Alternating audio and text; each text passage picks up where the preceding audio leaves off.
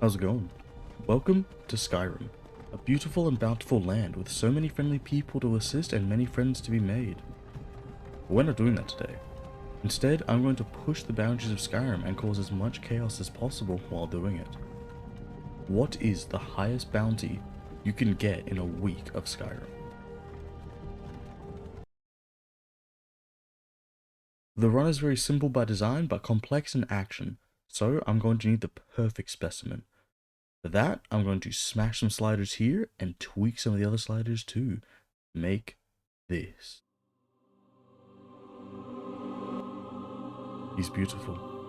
The stone crushing chin, the bloodshot eyes, the red skull tattoo. Have you ever seen a more law-abiding citizen? Johnny No Crime shall be a fitting name for such a creature, and with that done, I can get down to the rules. The goal of this challenge is to achieve the highest bounty in a week of Skyrim by any means possible. The only restrictions is that the game must be set to legendary mode to make it as hard as possible. I have a 7-day time limit, which is indicated by days past, not 7 full days. If I die at any point for any reason, my bounty will be reset to 0 and I have to skip a day. Items can only be stolen once. I cannot re-steal any items to inflate my bounty. And of course, no saving and no save scumming. And with all of that out of the way and my parole officer freeing my grabbers, I can begin by grabbing everything of value. I'm going to want a lot of gold for future plans that I haven't made yet. So, I repurposed the clothes off many soldiers to sell on eBay and burst out of Helgen. I tried using a timer so that I could better measure how much time I had left in each day, but I couldn't get it to work with all of Skyrim's pauses, and I couldn't find any mods that wouldn't drastically change the game as well. So we're both going into this blind. There are many ways to raise bounty in Skyrim. Stealing is one of the best ways, but nothing gets more bounty than murder. But on legendary mode, it's not going to be easy to just walk into a town and do that to everybody I see, so I'm going to need a little prep. One of those things being gold and levels, and use the trap near the entrance to deal with most of the bandits and unburden them of their material possessions. I get a nice hammer with it too. I make my way to Riverwood and engage in some pleasant conversation outside, steal everything not nailed down, and engage in some competitive conversation on the family table. I sell all of my gear and head to Whiterun.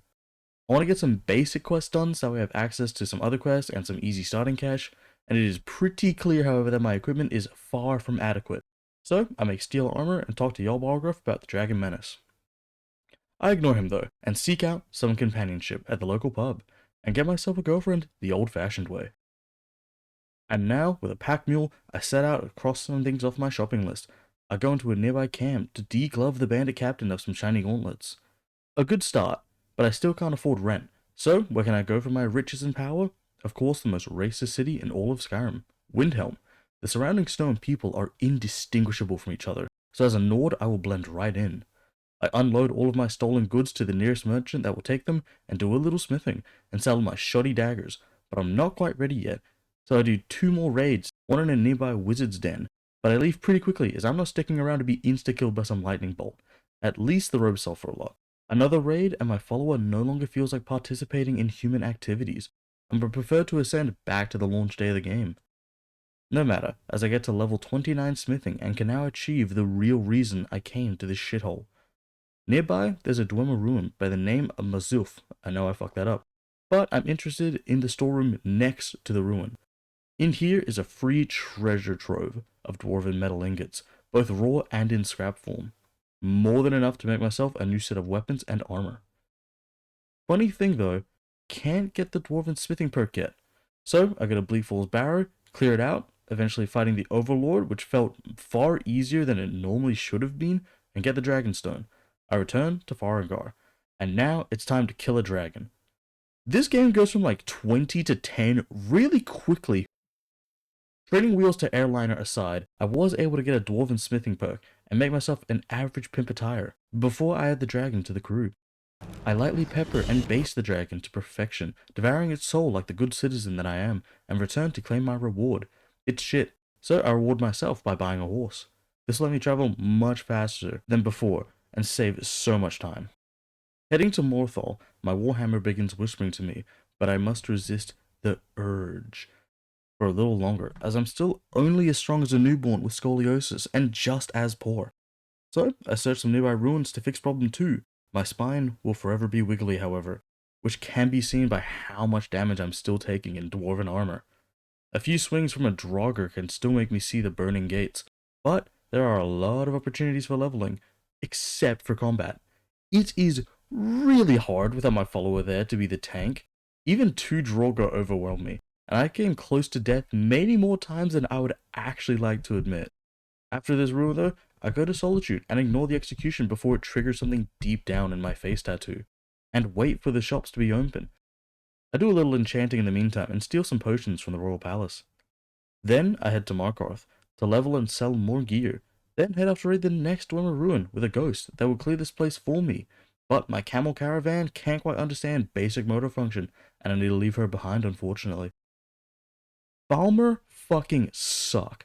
I have no idea why they do so much damage on top of poisoning you, but they also have these pet Taurus bugs that I lovingly call anal worms, as they are such a pain in the ass and leaving lasting damage to your self-esteem and ability to talk to people. After a lot of work watching the ghost fight everything, it's hard being at the top sometimes. I get through with all the loot that I could ever want, but this experience has taught me something very valuable. I have little to no survivability. I rely on my healing spell, which is very limited by my mana, and when that runs out, I have to use potions, which are almost even more limited. So, what can I do to solve these issues?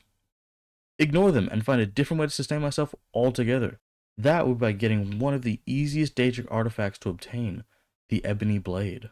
A great sword, with little damage but permanent lifesteal on it. And I'm already leveling two-handed. It'll solve my biggest issue. Sounds great, right? That's because it is. You weren't expecting that, were you? But there is actually one small issue. I need to be level 20 to get this quest. And I have already used 4 of my 7 days getting to level 10. It's going to be a mad dash. So that's exactly what I'm going to do with all of my Dwemer metal. Try and level my combat some more. Find a massive vampire, run before I'm sucked dry. On second thought, back at Falkreath, I make some potions level faster, and you see where I'm going. I am trying to level as many skills as quickly as possible to level myself as fast as possible. Alchemy, speech, smithing, enchanting, speech, two-handed on a mill vampire, two-handed on a fisherman, father of 2. The urge is getting out. Illusion, but it's hopeless. It is day 5 and I'm out of fast leveling options. I have no bounty to my name, so I've missed the entire point of the challenge, and I also have no ebony blade. But time is running too thin to keep doing this. So, it's time to let the urge win and raise my bounty. I arrive in Morthal. This nice and quiet town is about to be visited by the friendly neighborhood hammer junkie. And, to my utter shock, I can actually kill a guard. I honestly expected to die in the street, but it seems even a guided sledgehammer can destroy even the hardiest of orphanages. And that's exactly what I do. I play real or cake with their bones and unboxing their brain matter, healing every now and again, but it still takes a while to take down even one guard, so I need to be careful about groups and being overwhelmed.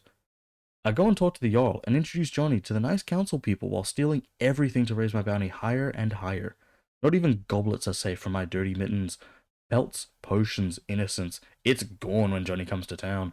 With all of the killable NPCs in a compostable state, I leave to find more people to spread the good word, but my follower doesn't want to leave the Jarl's home. I guess it's because she's still in combat and she can't leave, so unfortunately I'm going to need to leave her in there.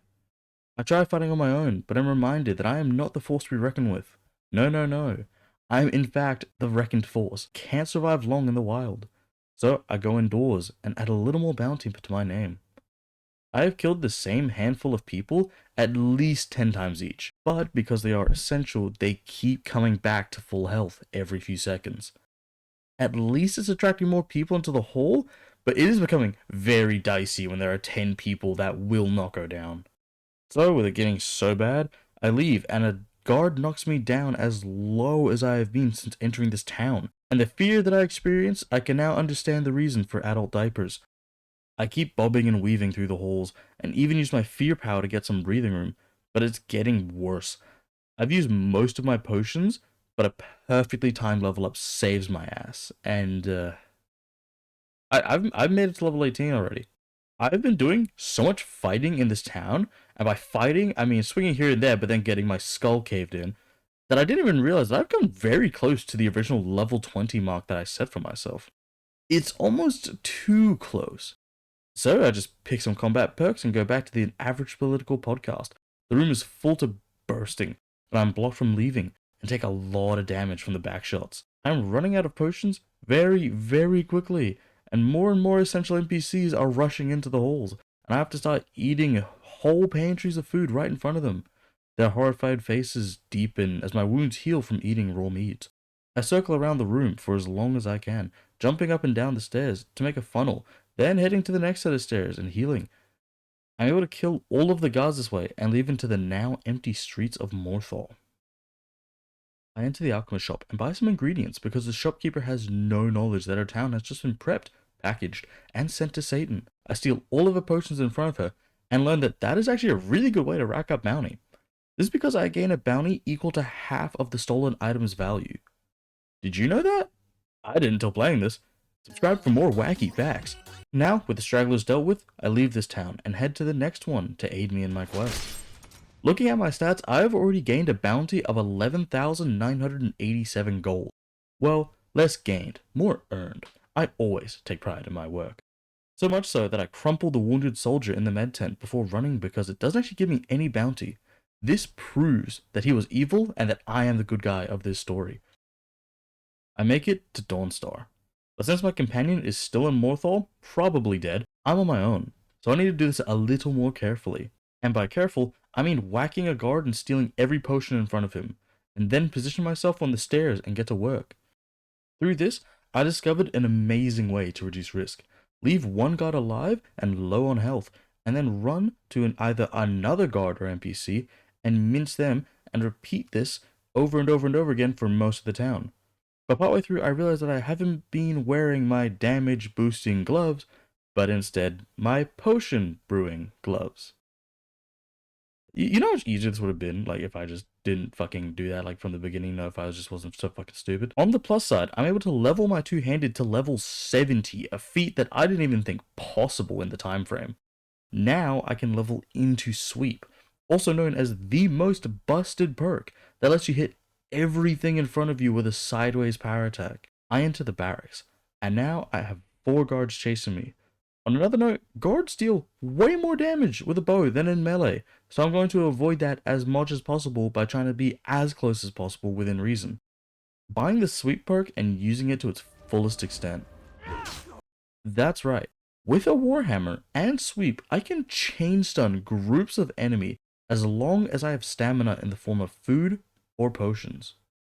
The big strategy is going to be just to drink some mead before going for another swing, even if I have an empty stamina bar. I kill the traders, hit the mines, enter the Jarl's longhouse, and my companion spawns with me. What? What? Somehow she got out of Morthal, out of that clusterfuck of a combat room, and somehow still managed to just teleport to me. So not wanting this opportunity to go to waste, I instead leave and head to the guards' barracks and wreak havoc there. Then I head to the Jarl. But these guys have a court mage, so I hightail it out of there, with a cool 19,310 gold bounty in the pail. But I notice my total lifetime bounty is actually around 32,404 gold. And I start doing some thinking. Some crazy thinking. Is it too crazy to aim for 100,000 gold bounty? I have about 1.5 days left in the challenge, and it's seeming like it might just be a possibility, and I'm nearly level 20. This is a very good sign, and everything is pointing back to Whiterun. I arrive and begin to do some smithing. The final push. 26 daggers is enough to push me to godhood, and I head over to the Bannered Mare and start the quest for the Ebony Blade. It requires me to talk to the Jarl's bastard child about the Whispering Lady and head into the basement. The Whispering Lady turns out to only talk through a small hole, which I believe is colloquially called a glorious something or other. I listen, and I must steal the key to the door from Farengar. So I become as sneaky as I can. That's a good job, Johnny. No one would ever pay attention to you like this. I run back down and acquire the weapon I've been grinding for. The Ebony Blade is a weapon similar to any good marriage, in that it drains the life force directly from its victims, and I will use this power for the greatest of evils, similar to the use of marriage. But I can't use it just yet. The blade will grow stronger from killing friendly NPCs, so I help the priest in the Temple of Arcade. He will feed my power soon. The next person I help is Armin, for an easy quest to kill some bandits. He too shall fall to marriage. I slay the priest and head to the bandits, where there is an amazing gift in the form of steel plate armor waiting for me. Only had to remove it from its prior occupant. It's almost time, but before I can do it, I must change my follower to Lydia. Why? I'm pretty sure my current follower wouldn't be too happy if I started to burn down their home city. And it's another 1,000 bounty that I can add on later. So, I outfit Lydia in old armor and myself in some new armor, and it's time for my greatest challenge, to storm Whiterun. In the dead of night, I made my move in the humble alchemist shops, by smacking the shop vendor and stealing all the goods before the first wave of guards flood into the store. The Ebony Blade does well at keeping my health up, but the lack of power is very noticeable, and the range is lacking comparatively to my Warhammer. At least it feels it. I leave the store in hopes of gaining some distance and a better chance of survival, but not so far that they draw their bows. The sweep perk is coming in clutch, and I can deal with the wave of guards on top of me with a shout here and there. The battle is long, but I'm able to wear down the guards enough that I can start on the NPCs in the city. I eventually enter Armin's home, with 3 guards behind me. It's time for the chase. He leaves his wife and kid behind. Kind of a dick move if you ask me. So I hunt him down for justice, but first I need to deal with some of the guards. By this point, I'm using the Ebony Blade more and finishing with the Warhammer. Stats are going well. Whiterun hold worth 12,213 gold, with a total bounty of 44,657 gold. I review these numbers as I compress a granny with my Warhammer. That's not that bad when you consider that when I enter the temple, I get another 4,000 gold added to my bounty very easily. Then to the Huntsman, the dungeon. I've now taken to using the Ebony Blade more. With less guards, it's just easier, but I pull out the hammer when possible. I'm able to improve my blade, making it much stronger, and this sets me on a path of only using the blade to keep growing in power, making it a very formidable weapon, even in combat. Replacing my Warhammer, then I reach the blacksmiths and max out the power of the Ebony Blade, giving me 30 lifesteal on hit. Just barely better than I was before. Turns out, I actually really needed this upgrade though, because when I left this city, there were a stack of guards and hired thugs working together and waiting outside of the town for me. Luckily, a quick battle cry buys me just barely enough time to funnel them, and I spent the last of my skill points. I keep backing up and swinging as there is no way I'm standing still trying to fight these guys. But I mean, just like, look at this. There are so many bodies. It is a mosh pit and I am the floor. But after I pacify them, I can then head to the surrounding buildings and continue my Whiterun charcuterie board. In the Whiterun hold alone, I've been able to raise my bounty to 44,061 gold. That's nearly half of my total goal. But time is running out. It's the last day, and I still need more to about 35,000 gold to breach the 100,000 gold total bounty mark. And I've also lost my horse somewhere in the chaos. The next best bet is Riverwood, and I came to the small town no longer a lawful good citizen, but a slightly less lawful goon, and turned the overpopulation crisis to a no population crisis, and in the process increased my bounty to 52,376 gold. As I'm about to leave, however, yeah, you saw that, right? A fucking dragon shows up just as I finish killing Riverwood. So I will have no assistance in this epic battle. But it's times like these that you need to tighten your armor, ready your weapon, and run away as fast as you can like a little bitch. I am not about to die when I am this close to the end of the timer. I run as fast as I can to Falkreath with the dragon tailing me, just barely missing fatal blows, heart pounding in my chest as the only thing stopping me from survival is the open road, with my only cover being the sparse trees. The sound of the attacks, the only indicator of how close I was to losing my life. With perseverance, I make it to Falkreath. I do and make quick work of all guards and NPCs in this town, making phenomenal use of this sweet perk. And it pushes me to appear to be over my goal of the 100,000 gold bounty. But if I add up all of my current bounties, I have not breached this mark, because I only reached about 85,000 gold. So I leap to find the next place to attack. But it is so late in the day, and there are no towns nearby, not even anywhere to reach that amount of bounty. So I only have one option left: to cross the map to Rorikstead. There honestly could have been closer locations, but I actually just don't really know where they are. Leaving nothing to time, I rush away to the steep peaks of the rift until I spot it, the final location. It's a bloodbath. In the last hours of the night, I easily cut through the remainder of what was once the town of Rorikstead, just as the day finishes to leave me with this. At 12 a.m., the end of the 7th day, my highest bounty is in Whiterun Hold of 59,970 gold in the hold of Whiterun, followed by 19,310 gold in the Pale, 15,842 in Falkreath, and 11,987 in Hallmarch, with a total bounty of 107,096 gold. His work now finished, Johnny climbs the mountain to watch the sunrise over his work, can find peace in a job well done, and can now retire to his fresh new village, the perfect citizen of his realm.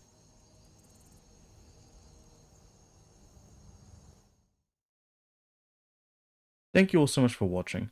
This was a weird one, I will admit, but it was actually really fun in the most stressful way possible. And I actually learned some interesting things about the bounty system, because I never really messed around with it before, so it's kind of fun.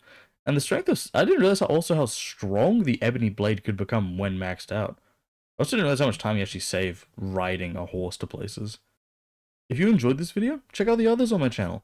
I'll be posting more wacky challenges of Skyrim and other games. If you have something you would like me to try, let me know in the comments below, and like and subscribe. It would really help me out. I'm Bootgobo, and I'll see you in the next one.